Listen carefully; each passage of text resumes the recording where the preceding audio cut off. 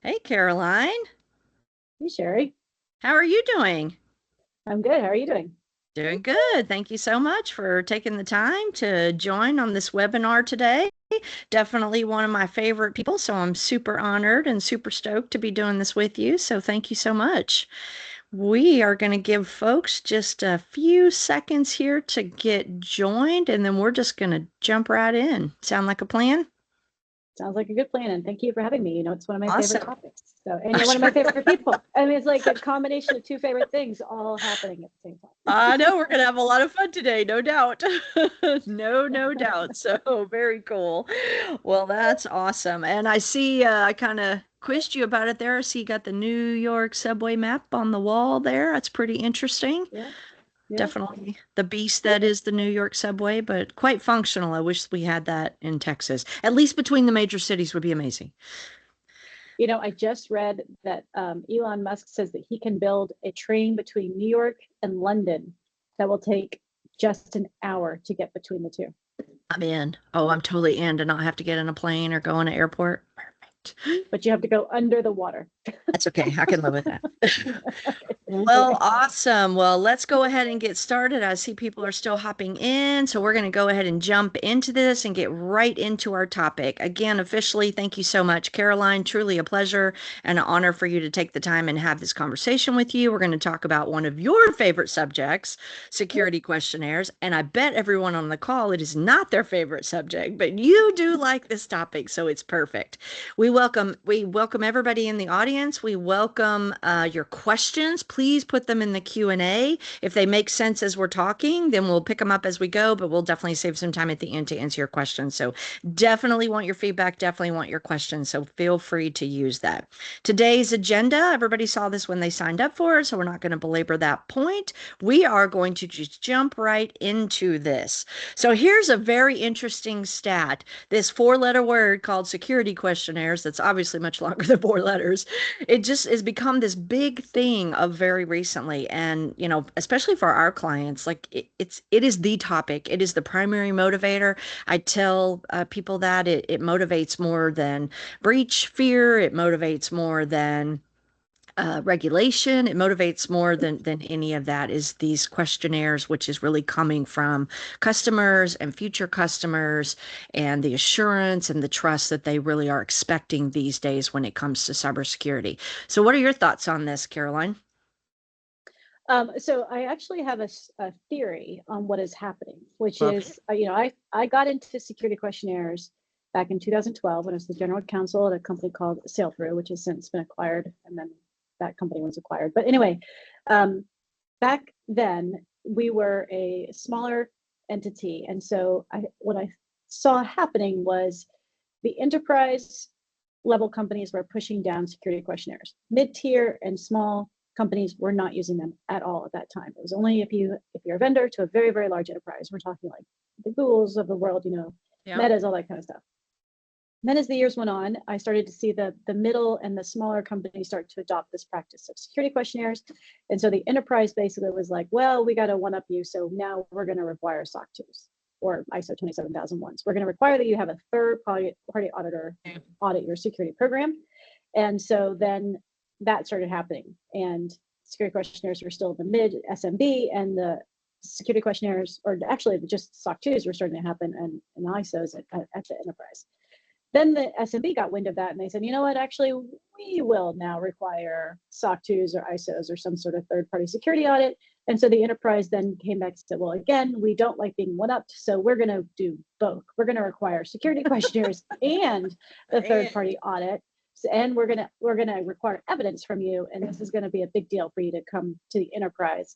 And so I think we have now started to see the SMB say, oh, well, that's what the enterprise is doing, so we're going to do that too. We're now going to require, and it's not just you can show me your third party security audit and be done. Now we're also going to ask you some questions, and then if we throw AI into the mix, it just Yeah. exponentially.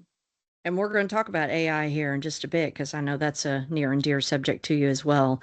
Yeah, it is interesting what you said. I always say that whatever I'm required of, is required of me, I just keep pushing it down. And so that's what we've seen. So it started at the highest levels, exactly what you said, the biggest companies, the regulated industries like banking, financial services, that's where that most rigor took place. And then if that was required of them, well, it was required of that next layer supplier down. Well, then if I'm going to be required of this, then I'm going to, and it literally just starts to trickle. And now it's almost like when I meet a company now that doesn't have this problem, I'm like, how did you skirt this? Like, wow, yay, Yep. you enjoy the ride because it's not going to last. And so, because it's almost like every company, and even you'll hear, like, we'll work with companies that, they don't even have any crazy regulated data. It's confidential data, but that's it. And they're still getting pounded with this. And it's really interesting landscape. You brought up something else, the third party attestation, the SOC 2, ISO, and you're right, that has become a thing. I hear it from customers, all from our clients all the time. Like, if I have this, why in the world do I still have to do this stupid thing?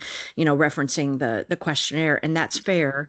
And so this really comes down to, I want to talk about integrity. Integrity is huge to myself personally, huge to Hotman Group. Our favorite clients are those that operate in integrity. And these questionnaires, while they are such a pain in the backside, we just cannot ignore the integrity aspect. And I think that's kind of where some of the third party attestations came from is, can I, you're giving me this questionnaire back. All it takes is, to kind of figure it out, like, I don't think you really answered this exactly the right way. And then now, you need to get somebody else's opinion on this. And now we're seeing both, but then to your point, but they still equally want both. And that's annoying. So what are your thoughts on integrity when it comes to these questionnaires? I mean, so many thoughts, kind of like how did we get To here? Well, clear, there was a little bit of this. Yeah, go ahead. I was going to say, to clarify to the audience, if they don't know, Caroline is an attorney, so this is a really Yeah, going yeah, to. yeah. I'm really intrigued by your answer. So there's basically my questionnaire is longer than your questionnaire game that sort of happened. So they got really, really long. And when they got really, really long, a lot of information security professionals said, you know what, this is painful. Yeah. After, you open up an Excel file, you think you're going to spend an hour or two on it. When it gets to 4, 5, Oh, 6 hours on it, your yeah. brain just More. starts to switch off. You cannot sit there that long Valid and answer point. all these questions. And so I think that's part of where we got to, or have even still are. But on the integrity side, so I don't necessarily think there's a bunch of people out there saying, I'm just going to answer yes to all the 1,000 Oh, questions there and are just some though. hit That's a done. problem. Yeah, I do think there's some, but I think a lot more of it is just this complete exhaustion once you it get to a is. You're certain right. number of That's fair. questions. And yet the other side, who is reviewing the answers, is also relying on them. They had put the questionnaire together. There was a purpose to the questions that they asked.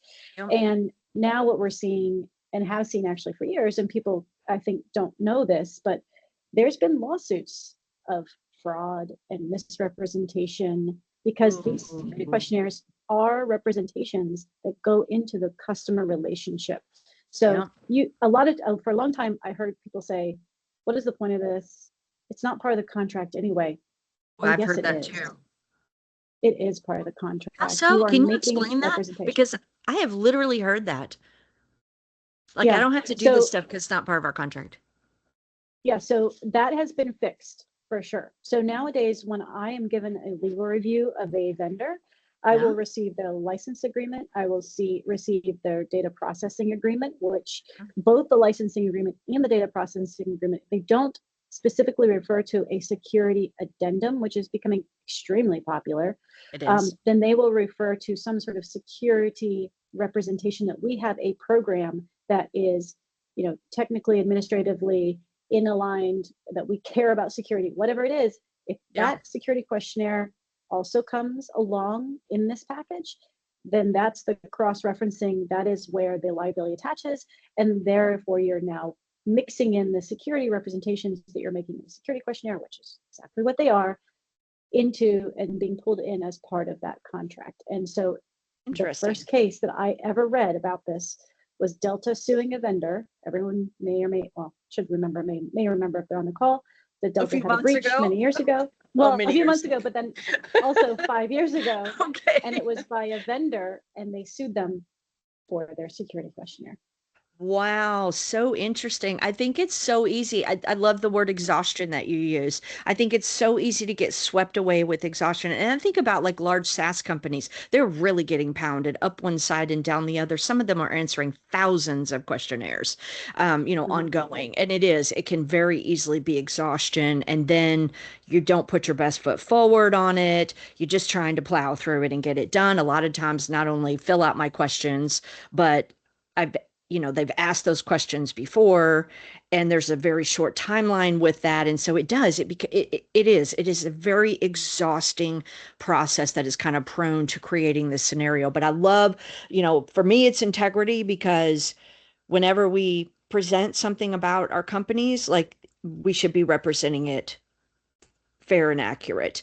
Sometimes questions are vague, so there's definitely wiggle room in there. I get all that. There's different ways to implement processes. I understand that, but they should be fair and accurate. And so that's why, jokingly, you and I, Caroline, titled this "You Can't Just Blame the Intern," because that is kind of a trend out there. Now you can say you can't just blame the AI, same thing. There is kind of coming this trend of, oh, well, we'll just stick this person who has no idea what they're doing. It's just copy paste anyway. You don't have to actually think and just ship it out. What are your thoughts on that? Are you seeing that trend as well? Yeah, and it's been a predominant trend for a long time where some I've talked to companies that are like, oh, we're just going to hire an intern to do that. I'm like, well, good luck retaining that intern. I mean, talk about a job where it's Yeah, horrible, right? It's true. like the Good point. worst, most drudgery type of job you can possibly imagine. And if you don't know what you're talking about too, it becomes even worse for you in terms of copying and pasting. And I will say, decision fatigue, Yeah. remembering information off the top of your brain. We're talking about integrity. These, like I said, these answers have consequences. And the way that people think is the most efficient way to answer them, whether it's an intern or just trying to go through and remember off the top of your head if what the answer is, um, these are the ways that the answers become wrong. Yeah, that's a very valid point. We're going to talk about this more as we continue to go. I want to bring up one thing on this integrity point. I want to kind of flip it around because we work with a lot of Mhm. CISOs and, the heads of security. And the part that aggravates them, which is totally fair point, is I might put my best resource on it on my side and make sure I have absolute integrity and all the answers. And then who I'm handing it over to is what you just said, but on the other side. It's someone who's just checking boxes, who they're not actually reading it. They have no idea what they're reading it because that company has exhaustion in this area as well. And so they're just hiring an AI, an intern, whatever on their side to just go through and do it. What are your thoughts Mhm. about the integrity on the other side, the receiving end?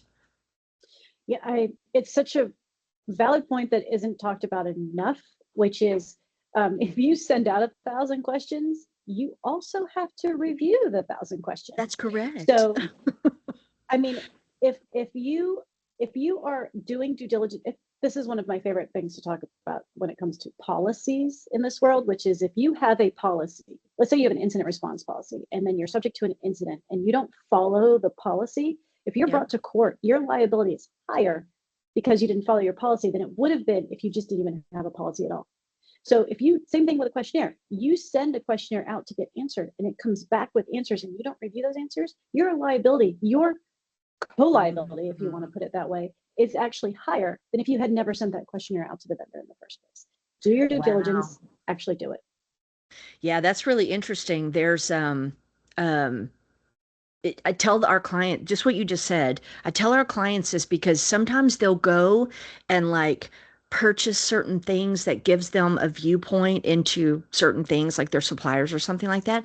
And I tell them that's great, but you now have to do something with that because you've actually created liability on yourself. If you knew XYZ and you did nothing about it, like if you knew this supplier had these critical vulnerabilities and you continue to use them and you showed no due diligence, just what you just said, you actually put yourself more at risk than if you just kind of played the ignorance game where la la la, I didn't really know. So that is actually a really interesting point. So even companies that send out the 1,000 question questionnaire, they need to be cautious that they're definitely doing good due diligence on the back end, or they're actually increasing their risk posture by even doing that versus lowering it, which is what the attempt is. That's very, very curious. So I switched this to liability because now this is more your space. Integrity, of course, we all should operate in integrity, and you too, obviously. But liability, that's more the legal thing. And we talked about it a little bit. Actually, we've talked about it quite a bit, but we haven't really talked about it like from a regulation standpoint. How would you take what we've talked about and now what's liability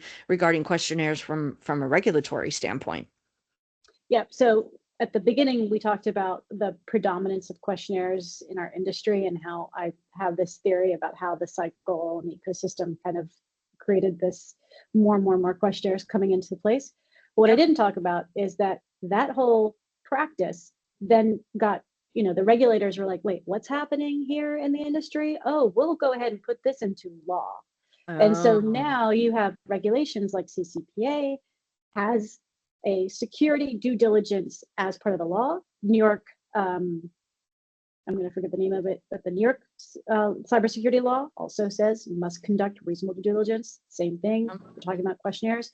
GDPR Annex 2 literally is a security questionnaire, which little tip for those of people who are watching, if you haven't reviewed your DPA, your data processing addendum Annex 2 in over a year, and you've been answering security questionnaires regularly, make sure that they say the same thing, because guess what? uh, I am checking. I am now comparing your Annex 2 to your security questionnaire to make sure that those two pieces of information that ask the same questions correlate. very Simple nice. little tip. Thanks for the tip. But now what we're seeing is, okay, everyone's heard, oh, public company Meta had a breach, but within a year, their stock price was back to where it was before the breach or even Yeah. higher. Yeah. Okay, fine. So the cost of a security breach or a data privacy breach, everyone's sort of suspecting it all evens out at the end. Let's just forgetting the effect to the individual. But Yeah. now Yeah. we're adding on regulatory fines, and they're quickly outpacing the cost of a breach in terms of credit monitoring or any of the other remedies that people have, or stock price, disruption, people losing their jobs, things that aren't necessarily calculated when it comes to a security breach. The regulatory effect is becoming significant. Yeah, that's interesting.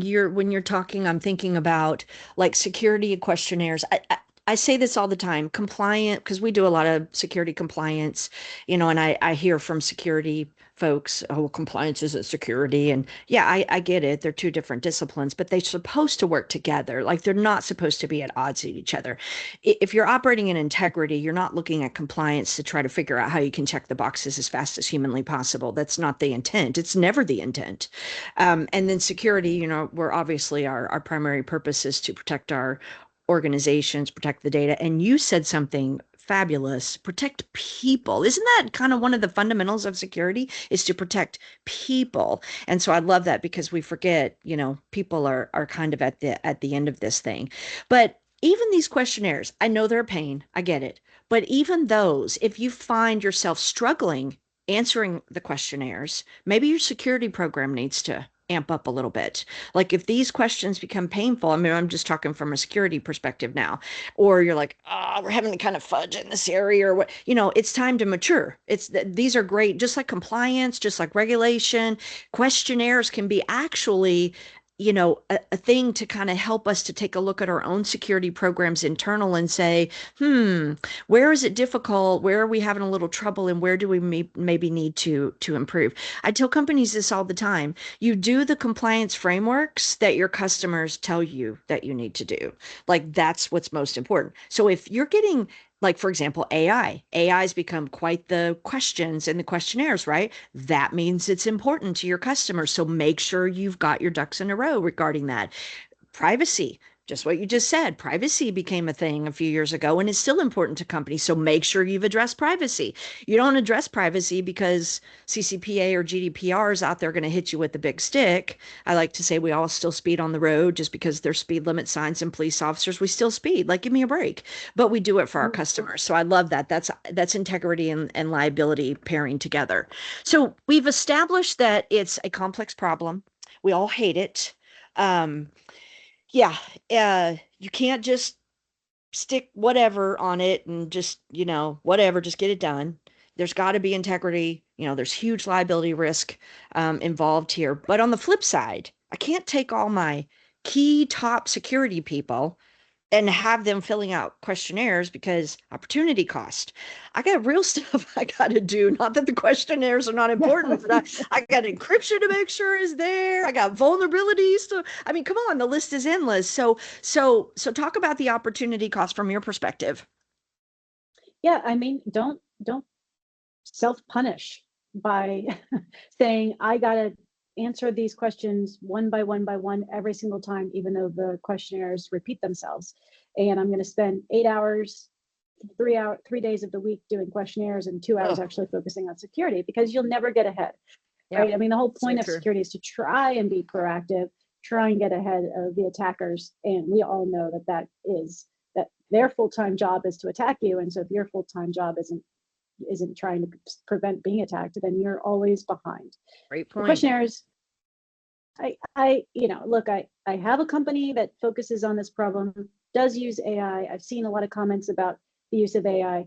The, the point isn't the AI usage on these. The point is create a system of record Yes. that has your answers so that A, your answers are consistent because Yep. that's going to help you when it comes to liability. And Yep. B, you're not making 1,000 decisions, which creates brain fatigue, which means you really are useless for anything else for the rest of the day. You've Yep. done it once, you've set up your system. You just need to know where things are, where you need to maybe slightly change in your because something changed in your security environment and move on. Yeah, it's Yeah. very, very important, I think people, the fallacy that you can rely on the information on your head, the first time you get a questionnaire, you go and you check everything. What does my policy say? What did I do for, you know, something in the system that this question addresses? You go search the evidence. The next time you do it, you just rely on the fact that you've searched it once. You shouldn't be doing that. You should be relying on some sort of system of record where you kept the information from the first time. Yeah, and so you already mentioned consistency, so I moved to that slide. Everything you said, I totally agree. You have to design a process. Like how are you going to deal with this? How are you going to ingest them? How are you going to process them? How are you going to QA them, make sure they're correct so that the risk to the organization doesn't increase? And then how are you going to do it again and sustain that process ongoing? Are you going to hire an army of 20 people? If you got the resources, go for it. That's fine. But consistency is a big thing. When one person is doing them, it's hard to be consistent even in that because exactly what you said, the exhaustion, the fatigue. I mean, if I get one a year, maybe, but if I get one a year, I'm not going to remember what I did last time anyway. So I'm going to go repeat the exercise. So yes, and I don't think any company's getting one a year. If you are, enjoy it because it won't last most likely.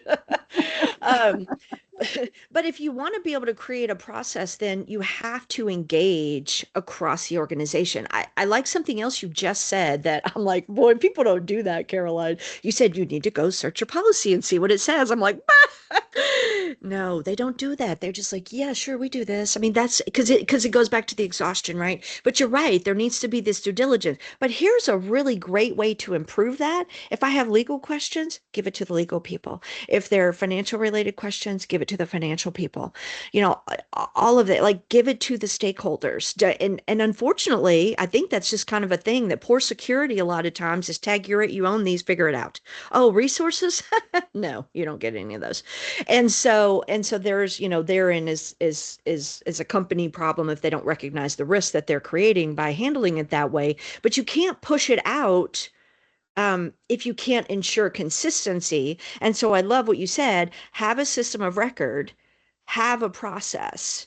And that process needs to include ensuring the integrity of the results. And so that was really awesome things. However, I want to go to the next topic. Okay, because we see this all the time. We see this with GRC tools. Oh, I bought the tool. My GRC program is done. Oh, I'm sorry. That's not the way this thing works. Oh, I bought the tool. The salesperson told me that, it's all just going to be done, right? No, that's not the way this works. And so it's funny. You tell me if you agree with this. I see people like slide that like there's a scale or a slider, the slider thingy. So I see Mhm. people very like one end or the other. The one end is, oh no, I can't get a tool or AI to help me like that. It won't get it right. So I'm just going to do it myself. I hear that. And then on the other hand, I hear, oh yeah, it's great. Bought this tool. We're just done. Do you review them? Oh no, I don't have time for that. They just go out like they are. They're fine. And so, and like nothing in between. But I think the answer is a hybrid. Like if you think you can just buy something and hit the easy button, that's fine. But with the easy button comes a tremendous amount of risk. So if the organization is intentionally signing up for that risk, well, then that's their decision, right? But but to do them all manually, that's not really scalable, but it has to be somewhere in the middle. What are your thoughts? Yeah, and I'm going to answer your question, but I have to go back on one point you just said Yeah, before, please. which is I've often said or joked that the security questionnaire comes in through the sales team, right? And Yes, so so the true.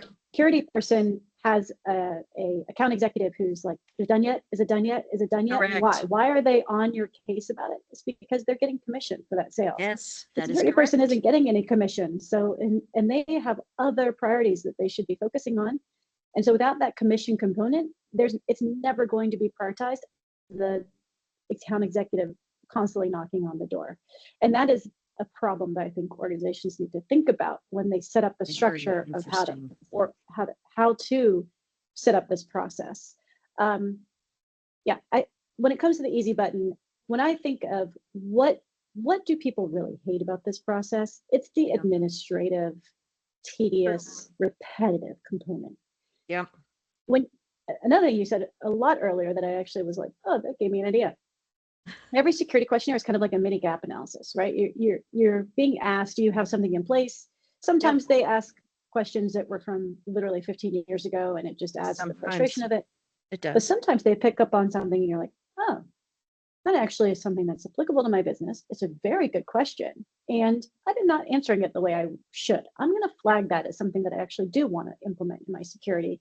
Yeah, And that is where they can be useful. So I easy agree. button on all the administrative stuff. So creating that system of record, having it auto, be kept up to date in automatic fashion. So you're not one by one going through a huge long database of questions and answers. Like that stuff should not, that all should be automated. The idea that an AI can go in and say, hey, this question is like this other question, and here's an answer you used in Oh, the past. Let's pull that to the yep. front so you don't have to think about it again, except for just, is it still true? Yeah. That should be automated. That should, I get the concern about hallucinations. We'll put that to the side. But that stuff should be automated. That like really administrative stuff, but the Yeah. substantive effort of, like you said about GRC platforms, where do I have risk? Because I can't make a decision about risk if I don't know what it is and assess it on that scale. Same thing with a security questionnaire. I shouldn't have to do all the tedious stuff that I've done before, but I do need to review it and Yeah. make decisions about where things should be, could be, and aren't. Yeah. Yeah, it's an excellent point. And the business changes. Your security program should constantly be maturing. So even an answer 2 months or 3 months ago, it may be different today. It should be. I mean, the whole thing should be morphing over time. So it's this constant process of pruning and refining and maintaining that way. Yes. Oh yeah, we just implemented that system. Oh, we just matured that process that's getting filtered back in. But I love that. It's like turning it around like the customer. I mean, we don't ever want them to really show up and audit us per se. Nobody likes that. But this is almost like you say, if you think about it like, hey, I'm getting a free gap assessment here basically to make me think about like what's important in the world to my customers that really should be part of my program. I love that idea. You brought up something really, really interesting. And I think the key point of this is you got to own the process, you got to own the output, and then setting what does that flow. But you brought up something really funny that I hadn't thought of until you said it, is sales. You're right. So sales is pressure, pressure, pressure, close, close, close, because they want to get paid. Totally makes sense, right? And so I'm sure you've heard the stories. I mean, I've heard stories of companies having a perfect 110 Spurs score because the salesperson said, "Oh yeah, that's what we have. We're fine." And then, or yes, we have FedRAMP because yes, I want to close this deal. And so there is. So I think the whole point is that as part of the right process, you got to think about it from all the way to the beginning through the process. Like you can't just think about it once I get the questionnaire, how am I going to fill it out? Like a company really needs to think about it end to end. Because if salespeople are pressured to close deals, which they are, and they want to get paid, which they do, then, if the process isn't solidified such that they're allowed to inappropriately whatever, that's a problem. Again, risk to the organization.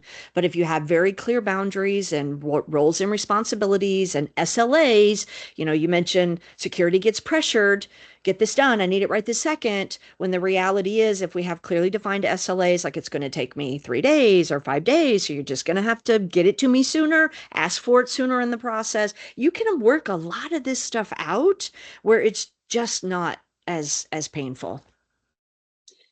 I have a very good customer who I have said, I I think that the ROI for security questionnaires should be tracked by the information security people, and it goes something like this. I get a security questionnaire from the salesperson. Salesperson tells me what the deal is worth. I'm not saying that I need to get commission, but if that, and then I do the security questionnaire, I track how many hours it took me, or how much of my time, or how much of a disruption was, including not just that time of answering, the disruption, the breaks. Like there's a lot more time that goes into it than you think. There Anyway, is track the my back time and into it, forth. and then find out from the salesperson follows up with me and tells me if we close the deal or not. The next time I have my annual or mid-annual review, I can go to my manager and I can say, I was responsible for $1.2 million worth of revenue this year. Wow, that's really clever. What a great tip. That's fantastic. And it kind of goes with, you know, I think security people, we all know we're revenue generating, but the business still a lot of times sees security as overhead. It's like, oh, you ain't closing deals without us. That is the reality. And so exactly what you just said, what a great way to tie back the value. Not even on a person level, like even if like a security manager or director took that approach, they could start to show the value of their organization, especially if it's a culture where architects and engineers are being grabbed to answer a lot of those questions. Really interesting. Yeah. Wow. Great key point and a great tip. Thank you all. Thank you so much for sharing that. So I think the point is you gotta, it is a huge risk to the organization if not handled appropriately. It is revenue generating. We all know it's directly tied to revenue. So great tip, Caroline. Like figure out in your organizations how to do that. Have the right process from all the way from the inception sales all the way through the cycle and roles and responsibilities, SLAs, and that will just, and then a system of record that is not set it and forget it. And it's just one and done. And we're answering a question the same way a year ago as we are today, because that's not correct. And one that's definitely rooted out of your policies and how your business actually operates and changes as time go by. I love that. So, question for you. What do you think about the future? Do you think security questionnaires are here to stay? And then you see the little two-letter word there that you know you can talk about as well. But is this what it is? Is this the status quo going forward? It absolutely is, because it's now been baked into laws. So it's done. I mean, Lousy. privacy impact assessments, yeah, security questionnaires, security reviews, security addendums. It's part of, like I said, GDPR Annex 2. It's GDPR's been rewritten in many countries across the world. Now we have, as you mentioned, the two little word AI. The EU AI Act requires a conformity assessment. Assessments are just everywhere. And I have definitely seen in many security questionnaires, almost all of them now coming in, there's now a tab that talks about AI. So it's They just are. not, it's unfortunately, we're not going to a place where the questions are reducing and the number of questionnaires are reducing.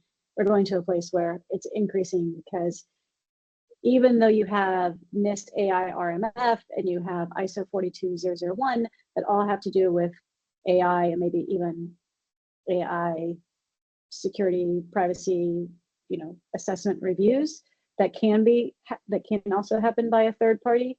That's few and far between at this point. Yeah. So you're not going to be able to rely on a SOC 2 for your AI questions. Mhm. So it's just going to be more, unfortunately. It is. And I feel like distrust has kind of bubbled up over the last year or two. I don't know if, kind of post-COVID, people are getting back to kind of a normal thought, but more and more of our clients are having their clients invoke right to audit. Sometimes full on come on site. So you do your questionnaire, you do your SOC 2, your ISO, your whatever certifications or attestations that you have, but they still want to come on site, right to audit. I'm Hmm. seeing more of that this year. Not crazy, but more. And then a lot of our clients, they're not, the questionnaire is not just good enough. Like they still want to talk about it. They still want to have the meetings and go through it, and they still want to like quiz some of the security people. So I don't know what you think about that, but I agree. The due diligence aspect is not going away. People are our biggest risk in security. Right after that, or very high, is supply chain risk. And in a cloud world, supply chain is huge for every company practically. We just don't sit in four walls in my little data center anymore. It doesn't work that way. And so it is here to stay. It may change the way it's implemented, but it is definitely here to stay. So what are your thoughts on like the distrust aspect? Do you feel that too? Oh yeah, yeah. I mean, sales cycles have gotten longer. We used to joke that they were getting 6 to 9 months. They're starting to be 12 to 18 months, especially at the enterprise level. Yeah. It's almost always 18 months. I mean, that's pretty crazy if you think about it. Um, Absolutely, there's more of I guess I'd call it distrust, but certainly requirements for not only for you to respond to your security questionnaire, but to prove to me that your responses are actually true. Um, that's happening. Trust centers are becoming quite popular, which they weren't really that popular, even though there was a bunch of companies that did them even a few years ago. I'd be curious though to know, are you actually getting customers auditing their vendors? Are you seeing the actual audits happening yet? Yeah, it's more on the receiving side But are they receiving the audits? They're sometimes. okay. Yeah, it's still predominantly rooted in banking, financial services. It's still going to be in those, key industries that have that lots of heavy regulation. But it's just interesting because it was almost, I mean, it's always been a thing. It's written into most every contract. But then, but then it's just interesting over the last like year or two, I've heard more and more clients like, oh, I got to make sure I'm ready for this because they say they're coming. And so, okay. But Well, and so go ahead. no, no, you go ahead. I'm good. I was going to say that if we're talking about AI and worried about it in the sort of the vendor response part of the process, well, it's definitely being used on the other side. So there's a lot of automations being triggered now that tell your buyers, your customers when they need to give you an audit. They're finding out that they need to do an audit, maybe not just on an annual cycle now, but maybe because something flagged their attention about you. Yeah. So it's coming. And unfortunately, I hate to be the bearer of bad news, but it's coming more and more and more and faster because of AI. And so if you don't have a good system in place that is able to handle this tidal wave that's headed your way, well, I'll make that more positive. Build a system that's ready for the tidal wave and it's settled your way. Yeah. Because it's definitely happening. Yeah, you brought up a really good point. So it used to, so, back in the day, I feel old saying that. Early in my career, no, I'm just kidding. When these security questionnaires, when the whole third-party risk management thing really started to birth and take root, it was interesting because it was like an annual exercise. Like, oh, I have to do this once a year, and it's like I'm a CPA, and so Hotman Group we do a lot of SOC 2 and SOC 1 work, and so it's interesting because in a SOC 2, there's the concept of the subservice organization. And so then, AICPA did this on purpose to, create their own thing being used. But basically, in order to rely upon the controls of your subservice organization, you have to look at their SOC 2 and it just like disseminates. And so if you think about like my subservice organization, I only look at their report once a year. I only do my third party risk management once a year. Like I do it in March. Okay, great. Well, what if that SOC 2 report of your subservice came out, August of last year, and you're just now looking at it or just now asking for it, and they had a qualified opinion, or maybe they don't even have the report at all. that puts your SOC 2 in jeopardy. And so, we obviously help companies with Yeah. situations like that. But the point of what I'm trying to say is that it's changing. What you just said, it's becoming less of an annual exercise. You still need to do that at minimum for your certifications and attestations. It's becoming more of ongoing risk management because, hello, that's what all this stuff is ongoing risk management. So you brought up, there are some platforms out there that will do like external vol scanning against, different companies, and then they report their findings. And so that's additional information. So I'm not going to wait till one time a year to do that. I'm going to pick that up and deal with that because I say this all the time, security is the ultimately managing risk for the organization. That's what it is. And so that's what I should be doing. And so the questionnaire exercise is important, but it's really more, you said, these right to audit, they're invoking it because they've gotten some additional information. And again, and in such a cloud-based world, that information is available out there. And so and several of our clients have expressed this, they're looking up the scores on them. Our clients are looking up the scores on their suppliers and then making risk decisions every day of the year. So interesting point that you brought up. Yeah. I mean, it can be a little overwhelming just to even talk about it.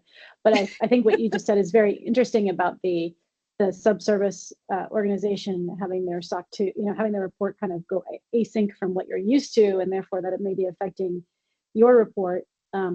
Not something I've really focused on too much, but that now that you say it, it's so true. But then also there's so much now integration going on with companies in terms of their constant monitoring of their Mhm. security programs that now Yes. auditors are getting access to a system that it shows them sort of a red, yellow, green daily report. And it Yeah. shows if, for example, maybe an employee didn't review that policy and you didn't notice that they didn't review it. And now you have a red on your system that the auditor sees because auditors aren't having to come in for just a 2 week period anymore and do a sort of a spot check over a month or something. It's now, it can be continuous. And so now you're getting a non-qualified, something that says that you have an exception in your report that was from an automated system, not Yeah. from the auditor, that the auditor now has access to information they didn't have before. So little mistakes, unfortunately, are easier to catch. Yeah, so that's really interesting. And it's kind of funny. I think about like in Texas, we used to have those red light cameras, that Mhm. when you ran a red light, it would take a picture and send you a thing in the mail. And then when you argued, it was like, yeah, this you right here? Yeah. So, Yeah. but they were deemed illegal. I'm not even going to try to be an attorney, but don't laugh at me when I say this. But what I heard was because you can't like face your accuser. And so a police officer, you can go to court, you can face your accuser. You can't do that with a camera. And so they eventually like made them illegal and turned them away. But you bring up a really interesting point about, yes, there are some platforms out there that's like it's monitoring all the time. And if they're configured appropriately, that's very interesting.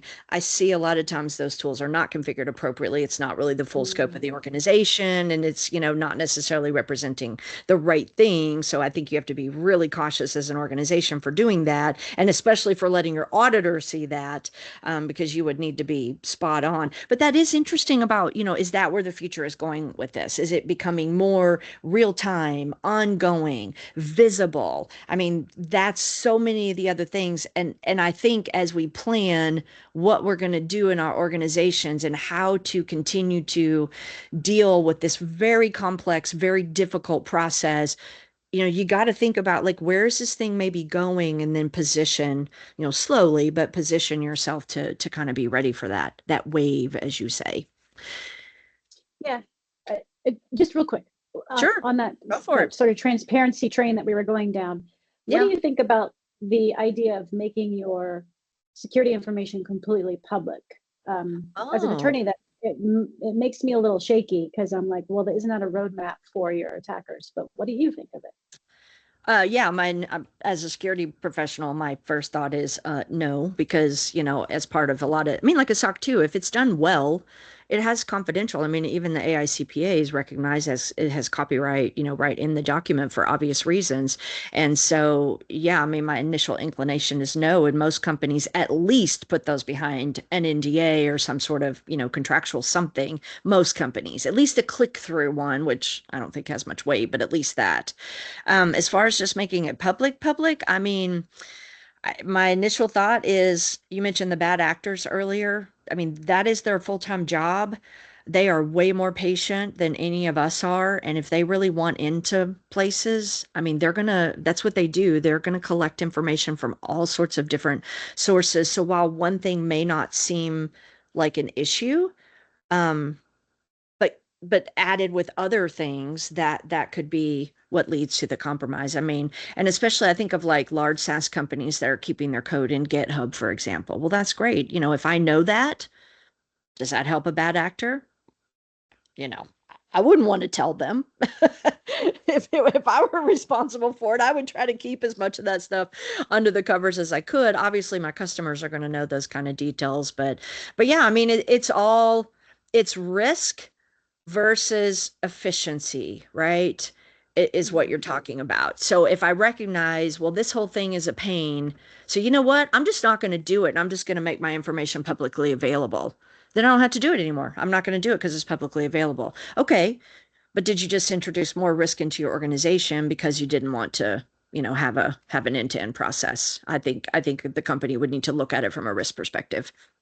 Great, Good great point. point though. Yeah, but my initial is like, oh no, they already know so much about it. I mean, think about it personally, Caroline. Mhm. You know, oh, I go to this gym. That seems like such a little thing, right? But is it? Because if they know I go to that gym, then they can follow me. I live like, 1 minute away from there. I mean, come on. So I think you have to think about it like all the way through. And is that really information I want out there to the masses for people to go, oh, here's an easy target right here. So great question. Mhm. Speaking of questions, well, before we jump into the questions, in just, short answer, what would you leave the audience with? Like, what is the most important thing you would leave? And then we're going to move in. We have some good questions in the chat. When it comes to security questionnaires, don't use an intern, don't blame an intern unless they are really well versed in cybersecurity and what your practices and processes are, and you've trained them up. Um, because not only are we facing the risk now from breaches costing the company, and as I read somewhere a statistic that said something like 4 out of 5 companies that are SMB and except for a breach go out of business within a year. Um, but also you're facing now the regulatory risk, and it's significant, and it's almost overlapping that cost of a breach risk that's there. So that's Interesting. I just highly recommend following not just the laws, but also treating this as a process. You can create efficiencies that make it less painful. Yeah, and I totally agree. As a security and a GRC person, that's, very much about risk management and how to mitigate that and to keep it where it needs to be for the organization and process. I mean, you applied all that to this just like you would, with anything else. And then you run your program with integrity. You should run your security program with integrity, your risk with integrity, your questionnaires with integrity, just across the organization. So to me, that's just a big non-negotiable. So awesome. So thank you for that. Okay, got some really good questions. So let me look at this. Okay. I love this one. Oh, you ready for this? Okay, I'm Okay. gonna let you answer Hopefully. it first. Do you recommend organizations hire third-party vendors to help with the burden of responding to manual questionnaires? Well, as a total biased answer I'm going to give, but Oh, I love yes, it. I do. I think automation, the as I said before, the administrative burden, very burdensome, parts of it can be automated. I think you just got to be careful about what automation tool you're looking at. It's you're still going to have to be involved, no matter Yeah, what. yeah. Human oversight has to continue to be involved. And this process is, as you mentioned, Sherry, it's not just one person's job; it is across multiple teams. And Yes. so the tool isn't just to help with the just answering questions, which you could do with ChatGPT if you really wanted to, although caution. Um, but Big question. uh, but it should be supporting the process that you've put in place between the collaboration, system of record, accuracy, and transparency of what the tool actually does. Yeah, I love the question because you can't just punt. That's the quick answer to the question. No, you cannot just punt the problem. It's exactly what you said. Think about like your cloud service providers, shared responsibility matrix. People forget that all the time. This is a shared Mhm. responsibility. I have trusted this other third party to do certain activities, certain controls for me, but there's going to be boundaries of that. And who's ultimately responsible? You are. And so if you hire a third party, that's great. It is a very effective way to deal with this, honestly, and a great scalable way. You know, you get 10 one day and none the next day, I mean, or the next month. It is a great way to be able to scale and deal with that. But on the flip side, the company is still responsible. And so make sure, you know, you have good shared responsibility matrix in place, what you're responsible for, what the third party is responsible for, and then expertise. You know, I would not recommend going and hiring a third party that has a bunch of interns, you know, not trying to knock interns, but, you know, just people with no expertise in the space. If I were going to go for a third party, I'd look for where they really have that expertise so that I'm going to get back a quality product, something that I don't have the time to do on my own. But we do it. I mean, this was what the cloud is. We absolutely use third parties for things. Like we don't build Mhm. servers anymore. We let the cloud service provider do that. So why wouldn't you take a similar approach in this area? You would. But when it comes to access control on that cloud server, guess what? You're still responsible, not the cloud service provider. You are. And so it would be kind of a similar shared responsibility with this. Another question that kind of pairs with this, but is the other way, should external consultants like vCISOs just operate as SMEs to avoid liability? So it's the other way. It's like now if I'm being asked by my customer, hey, will you help me with my questionnaire? Should I be like, no, no, no, no, I'm not touching that. From especially from your with your attorney hat on, what are your thoughts on that? Um, oh gosh, I mean, I start thinking about the Uber case when I think about that. Even though he was completely internal, he was a lawyer and a cybersecurity expert, so he wore both hats at the same time. Very interesting. I I think if I don't have any problem with a, I mean, a vCISO is basically your inside security expert who doesn't happen to work for your organization, right? That's what they're being hired to do. They build your security program, they monitor it, they maintain it. So of course they have answers to the questions Yeah. and they have that knowledge. And it's between the two of you to determine essentially how much of a liability there is. I would argue that the liability is on the company still, because Yeah. honestly, at the end of the day, the security budget is what determines what security is in place, and that's the Yeah. decision by the senior leadership. Yeah, I totally agree. I think it goes right back to the shared responsibility, but now the other way. If I'm the consultant, which we are in many cases, you know, it's that clear understanding that yes, we will get them to hear and we will do our best, but ultimately you're responsible. Like you, and we do this for companies, and so we typically don't submit them. We prep them based on our knowledge of the company, and then we give them back to the stakeholder at the company and say, that's our answers. If you have questions, we'll talk about it. But once you submit it, that's on you. That's that's not on us anymore. And so yeah, it really is. I think you just have to have that, you know, clear relationship. Here's a really interesting question, and I think you could help the audience with this. How can businesses effectively manage customer relationships and mitigate fallout in the event of a misstep with questionnaire responses? So Mm, now it's happened. Now what? yeah. So I also do incident response as an attorney, and I will tell you that transparency and being forthright is your best friend when it Yeah. comes to that type of thing. Mostly because you have represented it in your contracts already that you will alert your customer if there's any issues or suspected issues. Yeah. Now, of course, we all negotiate the term of incident or whatever it is, but if you promised, you got a customer and you said, I promise within 3 months of starting this contract, we will start doing an audit. And then 6 months go by and you haven't even begun to interview auditors. And your customer finds out, they will have a right to terminate that agreement. Versus, Mhm. okay, I'm going to my customer, I'm saying, I know we said we're going to do this in 3 months. We haven't started yet. It's going to take us longer, but we are going to do it.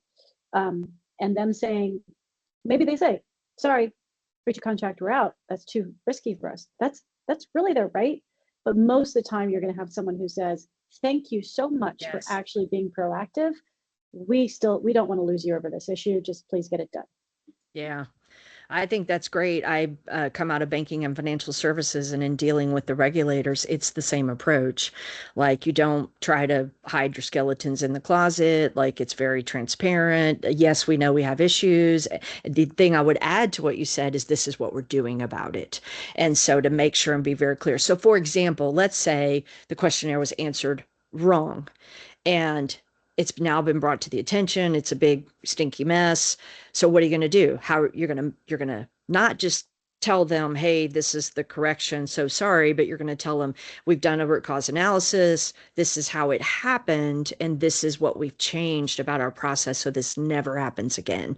And so that's, that goes a long way with customers. But I love what you said, like, ultimately we're all just humans, right? And so it really is, most people are reasonable if you just have a conversation with them, and you're very transparent and talk it out. I always say I think communication would solve like 90% of the world's problems. So it's just, sometimes it's just a Good point. conversation. Yeah, can Yeah. help. So no, really great. Okay, let's look for one more here, that of the questions. I'm trying to look for a juicy one. Let's see. The third parties. Oh, this one's good. What are your thoughts on balancing the need of thoroughness, making sure that all the questions are answered appropriately with the pressure to complete it quickly? How do you Hmm. sit in that space? Yeah, I mean it's such a good question, and I really do think it's about setting up your process. I know setting up process can be tedious, but it has such massive benefits down the line if you do get it set up. Yeah, Because setting a process means, okay, pause, let's get this in place, and then once it it's in does. place, now we can Yeah, scale. yeah, Um, so true. but I so I have seen so many questions and answers over the last decade plus, and there's certainly a right way to answer and most certainly a wrong way to answer. And just hitting the I'm not going to spend time on this because I have to get it done fast, and I have to respond to this need for being fast will always come back to bite you, Yeah, it's true. unfortunately. So I definitely fall on the side of air with a little bit of caution, and make sure that these are thorough, well, researched and written answers. And again, people will be like, well, I don't want to review my 120-page Mhm. policy in order just to find the Right. answer to one question.